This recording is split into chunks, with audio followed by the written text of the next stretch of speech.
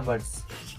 ये पक्षी है बतख और इसको इंग्लिश में डक कहते हैं, डक कहते हैं। ये पक्षी है बतख। ये है चकवा पक्षी और इसको इंग्लिश में स्काई लार्क कहते हैं। स्काई लार्क बर्ड मीन्स चकवा पक्षी। ये है हफ्ता पक्षी और इसको इंग्लिश में डोव कहते हैं। डोव मीन्स हफ्ता पक्षी।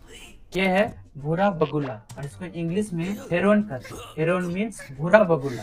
ये पक्षी है नरबाज और इसको इंग्लिश में टर्सेल कहते हैं। टर्सेल मीन्स नरबाज। ये बर्ड है कबूतर और इसका इंग्लिश नेम है पिजन। पिजन मीन्स कबूतर। ये पक्षी है बगुला और इसको इंग्लिश में स्टॉर्क कहते हैं। स्टॉर्क मीन्स बगुला पक्षी। ये है मुर्गा और इसको इंग्लिश में कॉक कहते हैं। ये पक्षी है पपीहा। पपीहा को इंग्लिश में हॉक कक्कू कहते हैं। हॉक कक्कू मीन्स पपीहा।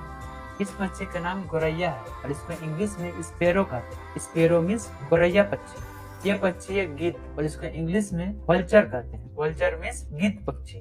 इस पक्षी है अबाबिल, तो इंग्लिश में